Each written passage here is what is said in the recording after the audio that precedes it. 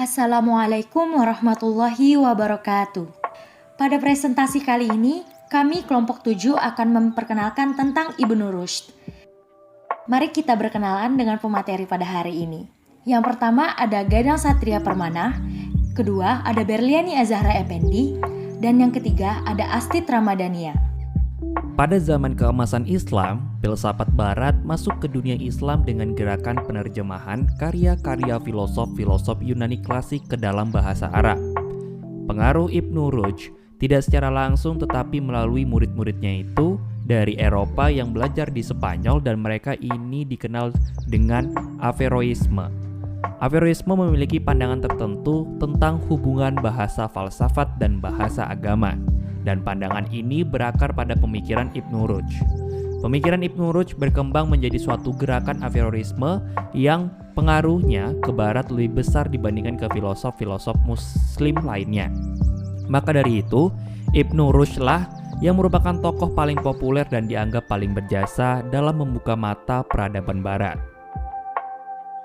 Ibnu Rushd atau nama lengkapnya Abu Al-Walid Muhammad bin Ahmad bin Muhammad bin Rushd, berasal dari keturunan Arab kelahiran Andalusia. Ibnu Rushd lahir di Andalusia atau Spanyol, tepatnya di kota Cordoba tahun 520 Hijriah atau 1198 Masehi. Pada usia anak-anak saat itu, Ibnu Rushd sudah mempelajari berbagai disiplin ilmu seperti Al-Quran, hadis, fikih, serta mendalami ilmu-ilmu eksak seperti matematika, astronomi, logika, filsafat, dan kedokteran. Beranjak dewasa, Ibnu Rushd pernah dilantik sebagai hakim di Sevilla pada tahun 1169 Masehi, dan 2 tahun kemudian beliau dilantik menjadi hakim di Cordova. Kemudian dilantik lagi sebagai dokter istana pada tahun 1182 Masehi. Namun sayang, karena ajaran filsafatnya banyak ulama yang tidak menyukainya. Bahkan ada yang sampai mengkafirkan Ibnu Rushd. Ada juga sekelompok ulama yang berusaha untuk menyingkirkan dan memfitnah bahwa dia telah menyebarkan ajaran filsafat yang menyimpang dari ajaran Islam. Atas tuduhan itulah, Ibnu Rushd diasingkan oleh pemerintah ke suatu tempat yang bernama Lucena. Tidak hanya itu, banyak di antara karya-karya filsafatnya dibakar dan diharamkan untuk dipelajari. Karya-karya Ibnu Rushd. Dalam berbagai karyanya, ia selalu membagi pembahasannya ke dalam 3 bentuk, yaitu komentar, kritik, dan pendapat. Ulasannya terhadap karya-karya filsuf besar terdahulu banyak sekali, antara lain ulasannya terhadap karya-karya Aristoteles. Dalam ulasannya itu, ia tidak semata-mata memberi komentar atau anotasi terhadap filsafat Aristoteles, tetapi juga menambahkan pandangan-pandangan filosofisnya sendiri, suatu hal yang belum pernah dilakukan oleh filsuf semasa maupun sebelumnya. Beberapa karya Ibnu Rushd yang masih dapat dilacak diantaranya sebagai berikut. Yang pertama di bidang filsafat dan hikmah. Adapun judul karyanya yaitu Tahafut at-Tahafut atau kerancuan dalam kerancuan. Yang kedua, Auhar al-Ajram as-Samawiyah atau struktur benda-benda langit. Dan yang ketiga, Ittisal al-Aqal al-Mufarriq bi al-Insan atau komunikasi akal yang membedakan dengan manusia. Dan masih banyak lagi judul karya lainnya. Kemudian, di bidang ilmu kalam, adapun judul karyanya yaitu yang pertama, Fasl al-Maqal fima baina al-hikmah wa asy-syariah min al-ittisal atau uraian tentang kitab filsafat dan syariah. Yang kedua, Ittiqad masyashin wa al-mutakallimin atau keyakinan kaum liberalis dan pakar ilmu kalam. Dan yang ketiga, Manahij al-Adillah fi Aqaid al-Millah atau beberapa metode argumentatif dalam akidah agama. Dan masih banyak lagi karya lainnya. Selanjutnya di bidang fiqh dan usul fiqh. Adapun judul karyanya yaitu yang pertama, Bidayah al-Muqtasid wa an-Nihayah al-Muqtasid atau dasar mujtahid dan tujuan orang yang sederhana. Yang kedua ada Ad-Dar al-Kamil fi al-Fiqh atau studi fikih yang sempurna. Dan yang ketiga ada Risalah ad-Dhahaya atau risalah tentang kurban. Dan masih banyak lagi karya lainnya. Kemudian di bidang ilmu astronomi ada dua, yaitu yang pertama maqalah fi harqah al-jirm as-samawi atau makalah tentang gerakan meteor, dan yang kedua kalam ala ru'yah jirm ats-sabitah atau pendapat tentang melihat meteor yang tetap tak bergerak.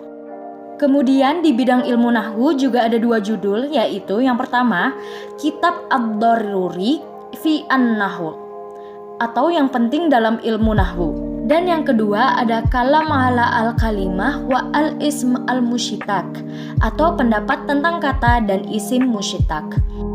Kemudian di bidang kedokteran ada 5 judul karya, yaitu yang pertama Al-Kulliyat fi at-Tib atau studi lengkap tentang kedokteran. Yang kedua ada Syarh Arjuizah Ibnu Sina fi at-Tib, dan yang ketiga ada Maqalah fi at-Tiryak atau makalah tentang obat penolak racun. Yang keempat, Nasoih fi Amr al-Isol atau nasihat tentang penyakit perut dan mencret. Dan yang kelima terakhir ada Mas'alah fi Nawaib al-Huma atau masalah tentang penyakit demam. Selanjutnya ialah pemikiran filsafat Ibnu Rushd. Kontribusi rasionalisme Ibnu Rushd dalam syariah, yaitu salah satu pandangan Ibnu Rushd yang menonjol adalah teorinya tentang harmoni atau perpaduan antara agama dan filsafat atau al-ittisal baina al-syariah wa al-hikmah. Ibnu Rushd memberikan kesimpulan bahwa filsafat adalah saudara sekandung dan sesusuan agama. Filsafat dan berfilsafat itu sendiri tidak dilarang dalam agama Islam. Bahkan Al-Quran sebagai pedoman umat Islam berisi banyak ayat yang menghimbau agar mempelajari filsafat. Ibnu Rushd menegaskan bahwa teks Al-Quran itu hendaknya diberi interpretasi sedemikian rupa atau dilakukan takwil. Ibnu Rushd juga mengatakan bahwa siapa yang mempelajari anatomi akan meningkatkan keimanannya kepada Allah yang Maha Kuasa dan Esa. Pernyataan ini muncul dari berpegang teguhnya ia pada teks agama melalui penajaman akal budi. Ini membuktikan bahwa sebagaimana ia telah mengenal Allah. Nilai progresivitas pemikiran Ibnu Rushd terlihat pula dari upayanya menyelesaikan problematika pertentangan antara agama dan filsafat melalui metode takwil. Penggunaan takwil berarti memberikan porsi seluas-luasnya kepada akal manusia untuk menyikapi semua permasalahan yang ada. Ibnu Rushd tidak risau bila metode pertakwilan harus diambil dari umat di luar agama Islam. Ibnu Rushd sangat menghargai adanya suatu perbedaan pendapat. Perbedaan agama tidak pernah menghalangi dirinya mengkaji filsafat Yunani. Dan ia juga mengatakan bahwa kebenaran adalah suatu yang harus dicari, namun tidak untuk dimonopoli. Ya, selanjutnya kita masuk ke pengaruh pemikiran Ibnu Rushd di Barat. Tokoh filosof dan pemikiran muslim yang dianggap paling berpengaruh dalam proses alih ilmu pengetahuan dan filsafat Islam ke Barat adalah Ibnu Rushd. Berikut pengaruh Ibnu Rushd di Barat. Yang pertama, Ibnu Rushd membebaskan Eropa dari cengkraman hegemoni gereja. Yang kedua, kehadiran filsafat Ibnu Rushd telah mengobarkan api revolusi yang menghendaki pemisahan sains dari agama. Yang ketiga, kesadaran akan urgensi rasio dalam memahami ayat-ayat Tuhan mulai berkembang subur di Eropa. Ada beberapa faktor yang mendukung besarnya pengaruh Ibnu Rushd ke dalam peradaban Barat menurut Iqbal tahun 2004 sebagai berikut. Yang pertama, dari segi lingkungan tempat tinggalnya, Ibnu Rushd adalah orang Barat. Yang kedua, Ibnu Rushd adalah pemikir muslim yang sangat tertarik pada pemikiran filosof Yunani, yaitu Aristoteles. Yang ketiga, Ibnu Rushd pemikir rasional dan berhasil mengembangkan gagasan-gagasan rasional ke dunia Barat. Sedikit cerita, pada suatu ketika terjadilah pada kalangan Ortodoks Yahudi yang ternyata tidak begitu saja membiarkan kehadiran filsafat agung tersebut. Pada babak selanjutnya, pengaruh filsafat Ibnu Rushd mulai melemah. Perlawanan Ortodoks Yahudi membuat prestise pemikiran Ibnu Rushd mulai menyusut dan hampir punah. Dan suatu ketika, Louis ke-11 melakukan pembaharuan terhadap keilmuan filsafat. Louis ke-11 memerintahkan pembelajaran terhadap filsafat Aristoteles yang telah dikomentari oleh Ibn Rushd kepada semua pelajar. Pemikiran Ibn Rushd pada akhirnya mampu menunjukkan kekuatannya lagi setelah teraniaya pada abad ke-13 dan akhirnya pengaruh Ibn Rushd kembali menguat di Eropa.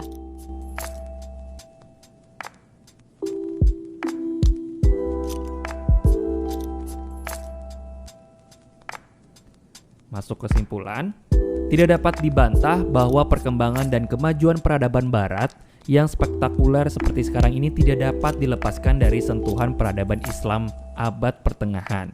Karena pada abad pertengahan, Islam tampil sebagai puncak peradaban dunia. Masyarakat barat pada saat itu berada dalam abad keterbelakangan. Kemegahan berpikir dan kebekuan barat menimba sebanyak-banyaknya capaian peradaban Islam tersebut. Tokoh yang paling berpengaruh bagi barat dalam transformasi peradaban tersebut adalah Ibn Rushd. Ibn Rushd seorang jenius, banyak menghasilkan karya tulis dalam berbagai bidang. Ia ahli hukum Islam, filsafat, menguasai ilmu kedokteran, kalam, bahasa, fisika, dan astronomi. Menurut Ibrahim Madkur, Ibn Rushd adalah filosof muslim besar pada periode terakhir dalam dunia filsafat Islam. Ibn Rushd memberikan kesimpulan bahwa filsafat adalah saudara sekandung dan sesusuan agama. Menurutnya, belajar filsafat dan berfilsafat itu sendiri tidak dilarang dalam agama Islam. Bahkan Al-Quran sebagai pedoman umat Islam berisi banyak ayat yang menghimbau agar mempelajari filsafat. Pelajaran yang dapat kita ambil dari sikap Ibn Rushd salah satunya ialah Ibn Rushd sangat menghargai adanya segala perbedaan pendapat. Perbedaan agama tidak menghalangi dirinya mengkaji ilmu filsafat, dan ia juga mengatakan bahwa kebenaran adalah sesuatu yang harus dicari namun tidak untuk dimonopoli. Semangat dan tetap terus semangat. Terima kasih. Wassalamualaikum warahmatullahi wabarakatuh.